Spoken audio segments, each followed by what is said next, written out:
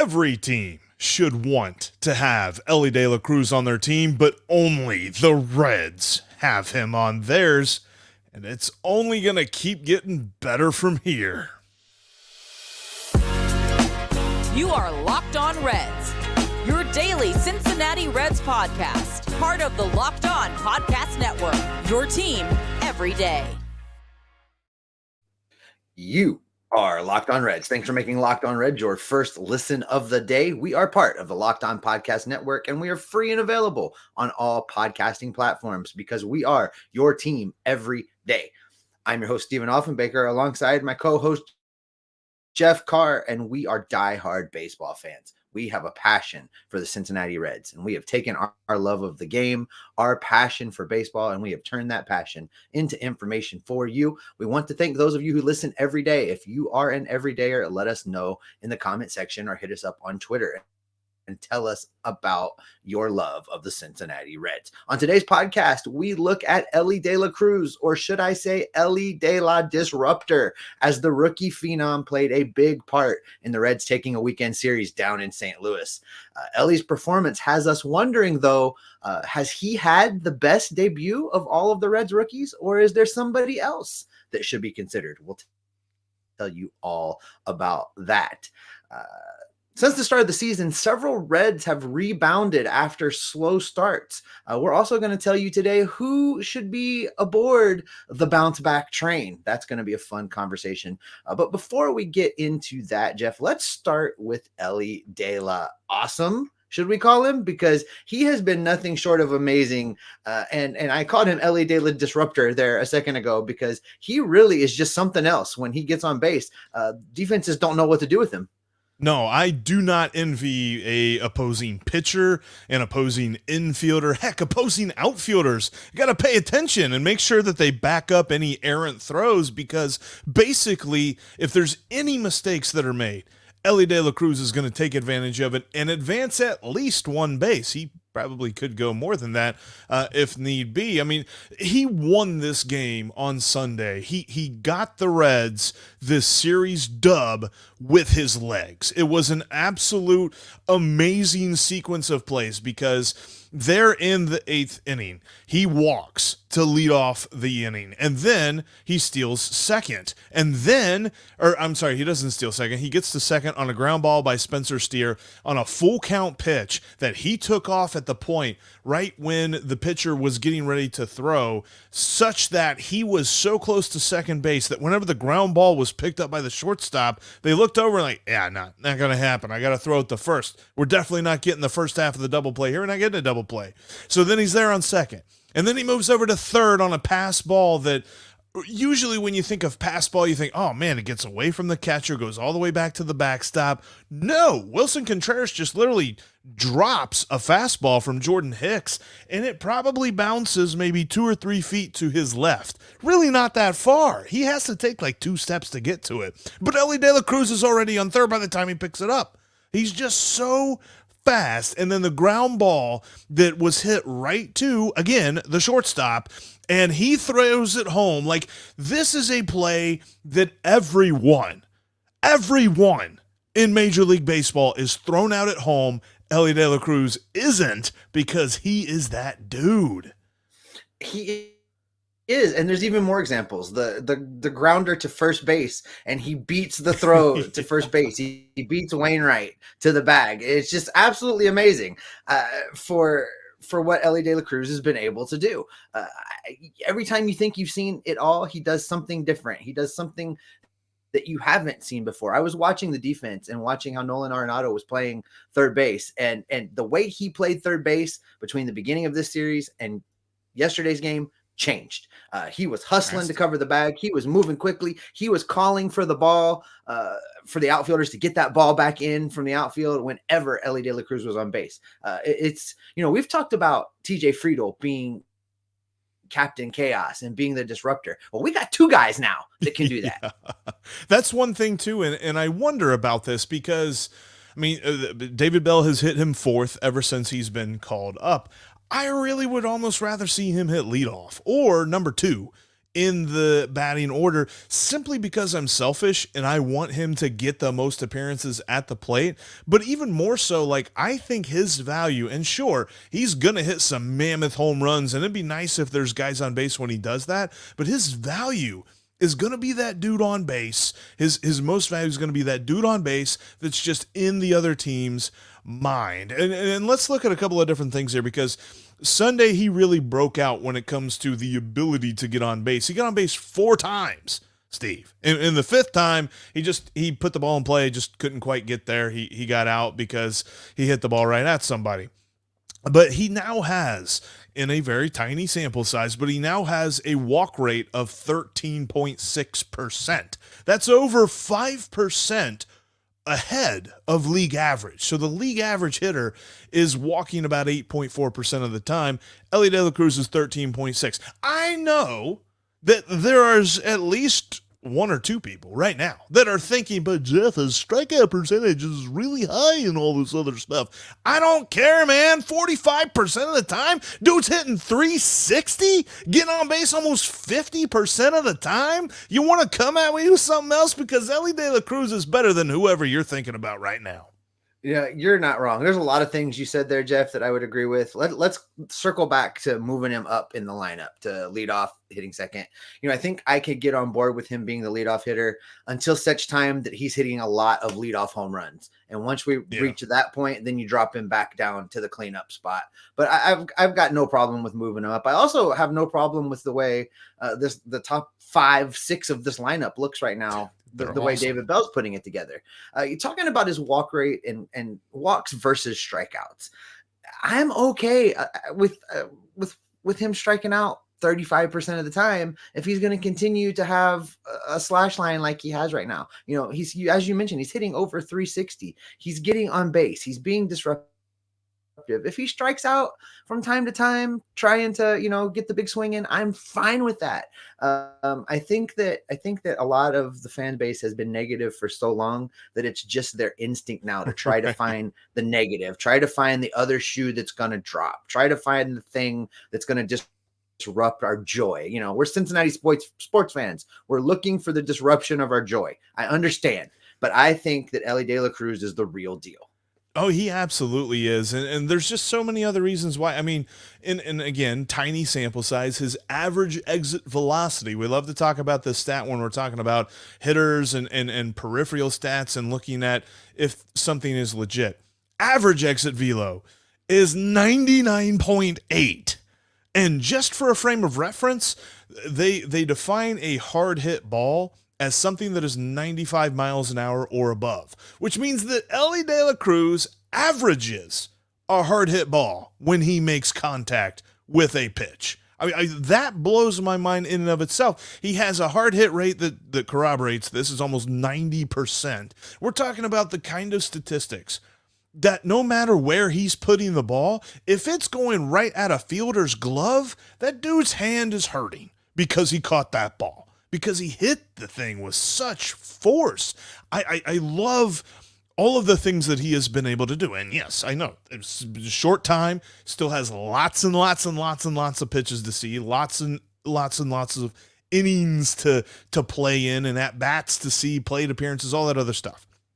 But everything he has done to this point, I see as sustainable. And he had something to this because, in the post game, C. Trent asked him, what's this like for you? Is this Major League game a little bit harder for you? How are you adjusting? And this is what he had to say. And this is a little bit of Elly talking, and then also some of translator Jorge Merlos kind of filling in the blanks here at the end. For me, it's the same game.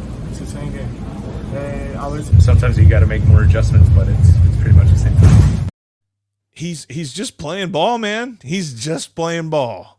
You know what's exciting about that? You talk about his hard hit average there with the exit velo, and then you combine it with his sprint speed. So he's putting he's blistering these balls past infielders, and then he's tearing down the line. His sprint. I can't talk tonight, Jeff. His sprint speed is clocked tops in Major League Baseball. He's on the leaderboard up there with Bobby Witt Jr. and Trey Turner. He's just fast. And those are names, man. Like Bobby Witt was the top prospect for years, and Trey Turner is probably, I mean, I don't even know that you could argue whoever the other shortstop is. I think he's the best shortstop in the game. So when you put Elly De La Cruz in that same vein, like, dude, he's just going to keep finding ways to win. And I love it so much. But the question is Elly's debut the most impressive that we've seen this season? Or is it Andrew Abbott? Or is it Matt McLain? We'll tell you who our pick is coming up next. Today's episode is brought to you in part by eBay Motors. You know, for a team like the Reds, 2023 is about figuring out exactly which parts fit into which place, how the Reds can position themselves to win for the future. It's just like that when it comes to your automobile, and you need to find out if you've got the right part for the right fit. And eBay Motors can help. Next time you need parts and accessories, head to eBay Motors. With eBay Guaranteed Fit, you can be sure every part you need fits right the first time. Just add your ride to My Garage and look for the green check to know the part will fit or your money back. Because just like in sports, confidence is the name of the game when you shop at eBay Motors. And with over 122 million parts to choose from, you'll be back in the game in no time. After all, it's easy to bring home a win when the right parts are guaranteed. Get the right parts, the right fit, and the right prices on ebaymotors.com. Let's ride. eBay Guaranteed Fit only available to U.S. customers. Eligible items only. Exclusions apply. The Reds and Royals kick off their series tonight at 8:10 p.m. Eastern time. You got Luke Weaver, former Royal, up on the bump, going up against the old man Zach Greinke. We're going from, 920-year-old Adam Wainwright to 475,000-year-old Zach Greinke. So somewhere in between there, Elly De La Cruz is going to be like, I have seen the future. But you can catch every single pitch of the Reds' hometown broadcast with SiriusXM on the SXM app. Just search Reds. And thanks as always for making Locked On Reds your first listen every day. Every Dayers coming up on tomorrow's show. Is it finally time to kick the 3-catcher plan?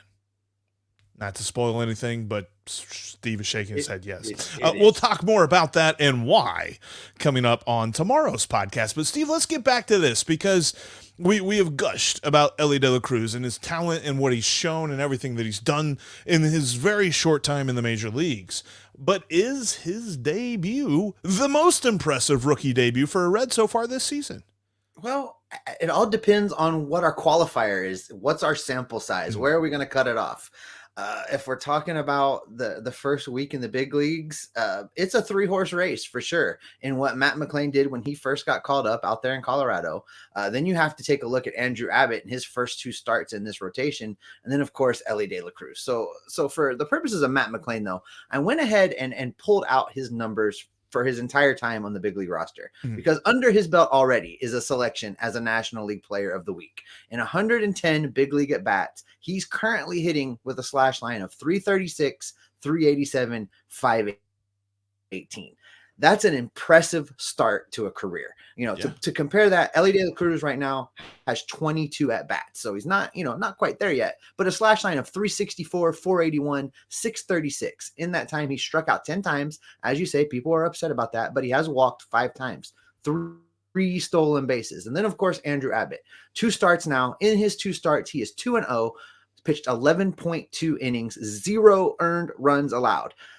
Struck out 10. He has walked 7, which he's disappointed with, and he has spoke to the fact that he wants that to be better, his strikeout to walk ratio. And that was good for a whip, Jeff, of 1.11. So all 3 of these guys are super impressive. Yeah. For me, I think it comes down to the most impressive debut. If we have to pick right now, before we see what Elly does in his first 100 at bats, I'm coin flipping between Matt McLain and Andrew Abbott. And that might surprise some people that I'm not just jumping straight to Elly, but I don't think the sample size is big enough when you consider that if you compare the slash lines of De La Cruz and McLain with his 110 at bats is not that far off where Elly is. So it's impressive to me that he's been able to do this. And he came up much less touted with much less expectations and is far over delivered what anybody really expected him to do when he got here. So for me, I think I'm going McLain.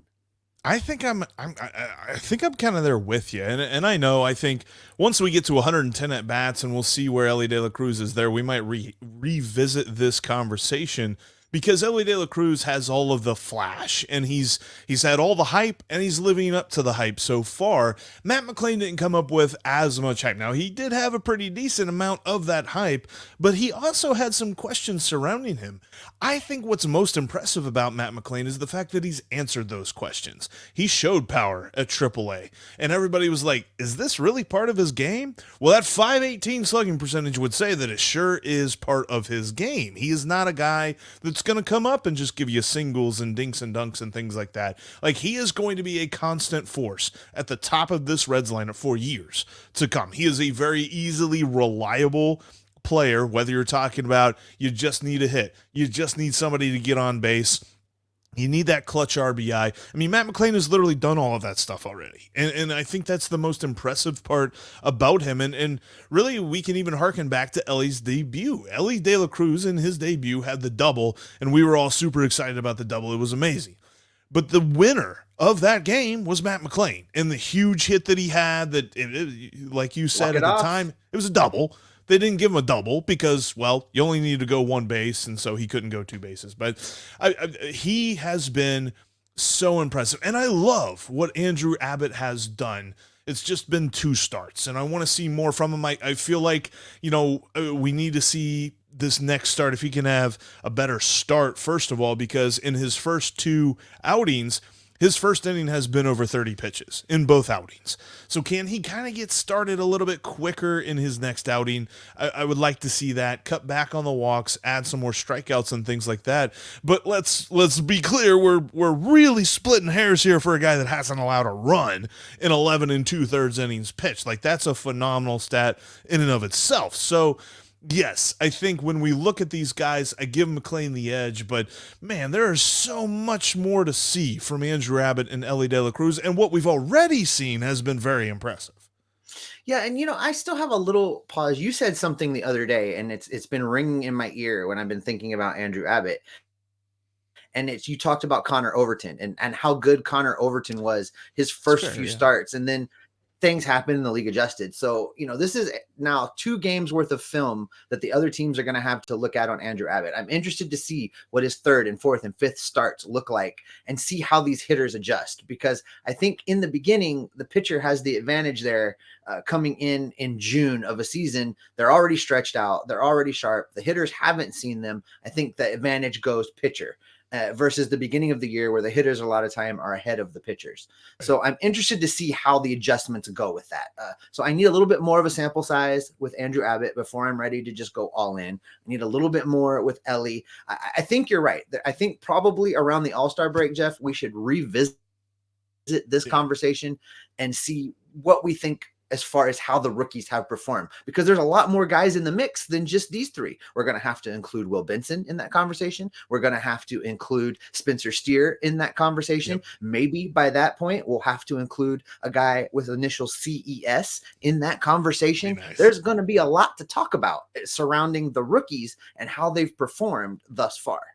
Yeah, and that's something too, like thinking of Connor Overton and Andrew Abbott, like, I definitely know that Andrew Abbott has more talent than Connor Overton does. I don't dispute that at all, but I'm with you. Like, how are teams going to adjust to him? Because it's very obvious if he is not dropping his breaking balls in for strikes, he's really having to work a lot more and get his fastball and his changeup to work. I think up until this point, you can kind of say, well, it was his first start, or his most recent start against St. Louis. Well, it was his first road start against a division rival. Like, still lots of adrenaline, lots of emotion, all this other stuff. Now's when you really start getting down into strategy, and Derek Johnson can be like, let's pitch backwards a little bit. Let's work on tunneling. Let's make sure that when you throw your fastball and you throw your curveball, it looks like they're starting out on the same plane, and all of this other stuff. And Andrew Abbott knows this, but it's going to be something that's a little bit more focused here, because in your first couple of starts, even if you are a highly touted prospect, even going back to like Hunter Green and Nick Lodolo, their first couple of starts, the only thing we wanted them to do was survive. save. And they did, I mean, that's why they're still here. And Andrew Abbott has survived with flying colors at 11 2/3 scoreless. So what does he add to that? Where can he improve? Because obviously 2 starts into your major league career, plenty of things you need to work on, plenty of room to get better. And how Andrew Abbott can do that, I mean, most people have said, as he was coming up, there's just like he profiles as a back end of the rotation type of pitcher. Can he buck that narrative and say, I'm more of a mid-rotation guy, or maybe even a top of the rotation guy? I mean, he's shown the baseline talent to at least make that a possibility. Well, it's definitely a far cry from where we started with our 4 and 5 guys at the beginning of this season. So I'm looking forward to what else he can bring towards the back of this rotation. And again, with Elly De La Cruz, I don't want to minimize what Matt McLain and Elly De La Cruz have done here, Jeff. Elly De La Cruz was, the concern was, will he be able to cover that big giant strike zone that he has, being a big 6'4", 6'5" dude? And thus far, the pitchers have not been able to find a giant hole in his swing. Matt McLain has just been a spark plug of a ball player. He's been able to get it done every time he's needed to get it done. So we're going to continue to monitor these rookies, Jeff, but here's what I know. Here's my big takeaway right now.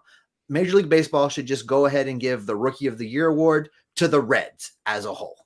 I agree. Let's make it a collective effort here. I don't know if you need to give like one trophy and put everybody's name on it, just have a base be like super long, or just say the Reds Rookies of 2023, because everybody's going to know who you're talking about. Because if you look at national coverage around Major League Baseball, everybody's talking about, boy, how fun is Cincinnati right now? And it's because of these rookies.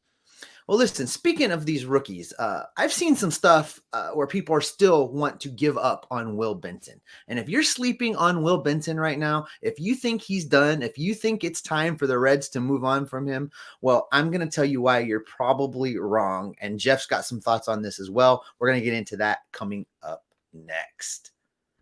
The Reds and the Royals get going tonight at 8:10 p.m. out at Kauffman Stadium. The Reds last faced Kansas City in 2021 when they took 2 out of 3 in Kansas City. You can catch every pitch of the Reds' hometown broadcast with SiriusXM on the SXM app. Just download the app and search the word Reds.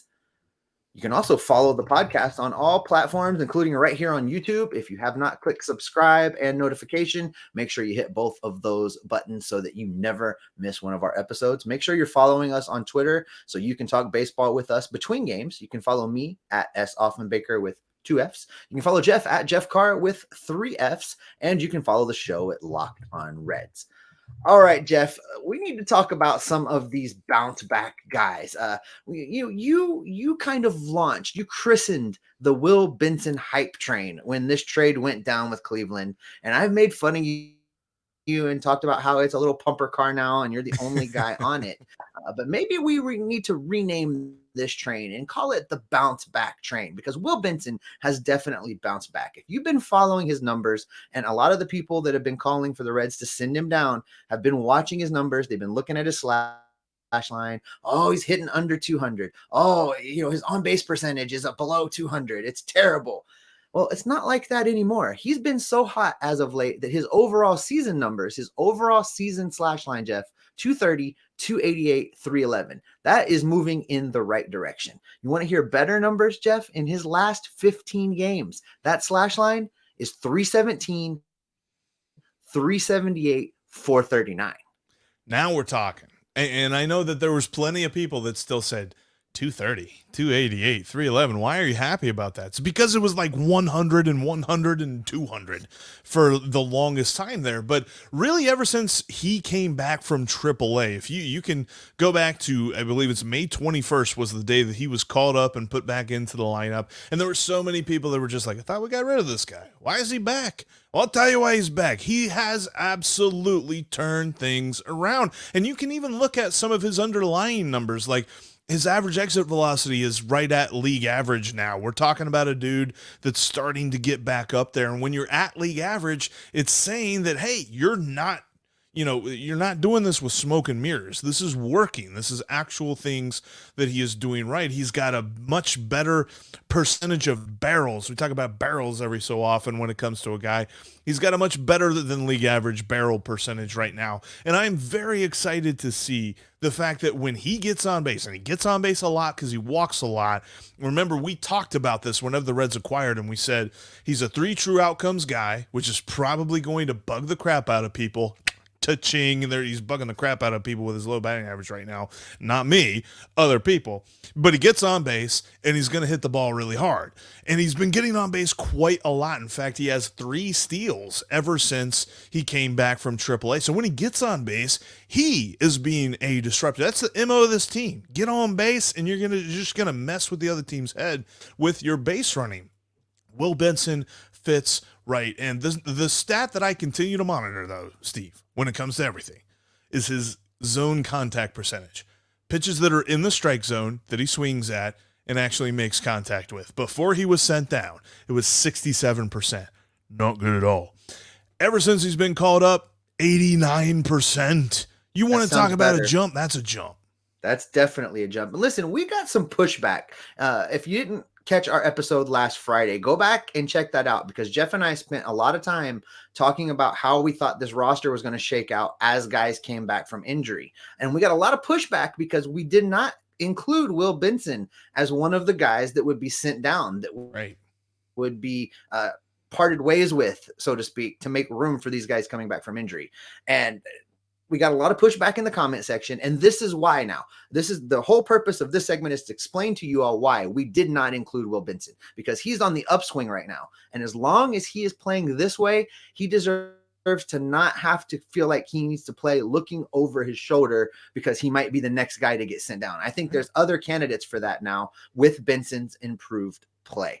But Jeff, he's not the only guy that should be riding on the bounce back train. You've got a pitcher that you would like to include on this ride as well. Buck, yeah, I do, Steve. Yeah, Buck Farmer, man, he has absolutely turned his season around. After the first month of the season, there were plenty of people that were just like, get rid of him, he sucks, he's terrible. No, he doesn't. In fact, after the month of April, he had a 4.15 ERA. Pretty obvious that those kind of numbers are something you don't want. However, since the beginning of May, Steve, Buck Farmer has 17 2/3 innings pitched. He has allowed 2 earned runs, and they're both on solo home runs. So you had 1 solo homer and another solo homer. He only has 3 walks allowed, and I'm giving you one more sound effect. 16 strikeouts in those 17 2/3. Steve, Buck Farmer has really acquitted himself, and he was a guy that last season I kept watching. I'm just like, man, he just keeps pitching, man, and he has been such a get for this Reds team. The Reds got him off waivers at the beginning of last season. He was part of that crew that was just like, great, here we go again. We're going to build a bullpen based on waiver wire additions. And at least for Buck Farmer's point of view, that's not a bad thing because he's been good. Well, he's been so good, in fact, that, you and I have been including him in the grouping of the A squad, bullpen grouping that we want to see out there in close games where a Red starter leaves with a lead. And then we go Farmer for the 7th, Sims for the 8th, and Alexis Diaz for the 9th. That's how good that he's been. And I wonder, as this season moves on and the Reds continue to be very close to really being in contention, they're only 4 games back of the division, 3 games back of the wild card as we record. I wonder if even one of Sims and Farmer gets split up to start a reorganization of the bullpen to have group A and then the other group A.5, or however you want to do that. Group 1, group 1.5, however, so that the good pitchers are evenly divided, so there's not a down night. I wonder if that's the direction we're moving, because as good as those 3 have been, it would be nice to have one of those arms available on the nights the other 2 are not. I mean, based on some of the performances I've seen from some other guys, like Ian Gibaut's had a very nice 2 weeks. Alex Young has bounced back pretty nicely. Like you're talking about some guys who really could be considered as maybe not workhorses. Like the workhorse mainstay guys that I'm really happy to see coming out of the bullpen is obviously Alexis Diaz, Lucas Sims, Lucas Sims actually has had himself a nice couple of weeks as well. Only allowed 1 earned run the last 2 weeks. And then Buck Farmer are like the 3 main guys. But Ian Gibaut is kind of getting up there. He's still one of those guys that I'm not necessarily sure about, but I'm much more on the positive side of not being sure about him. But overall, man, like Buck Farmer has turned it around. Will Benson has turned it around. Really excited to see what these guys can do moving forward, because this team is only going to continue to be very interesting and very awesome. 3 games coming up here against the Kansas City Royals in KC. KC just got swept by the Orioles. They are right there with the A's for being like the worst team in baseball. So this is an opportunity for the Reds to make some more hay, especially with a weekend series down in Houston looming on the horizon. And with that, that's probably a good spot to go ahead and wrap it up for today, Jeff. But before we get out of here, don't forget that you can catch every pitch of the Reds hometown broadcast with SiriusXM on the SXM app. Just download the SXM app and search the word Reds. And that's going to do it for this edition of Locked On Reds. Thanks as always for making us your first listen every day. Every dayers. Tomorrow on the show, is it time to move on from the 3-catcher plan? We'll give you our breakdown. So, until then, though, what can people expect from you and me, Steve? We're going to keep monitoring these transactions, these rumors, the minor leagues, gather up all the information and bring it back right here to keep you all locked on Reds every single day. Told you Will Benson was going to be good. Oh, my goodness.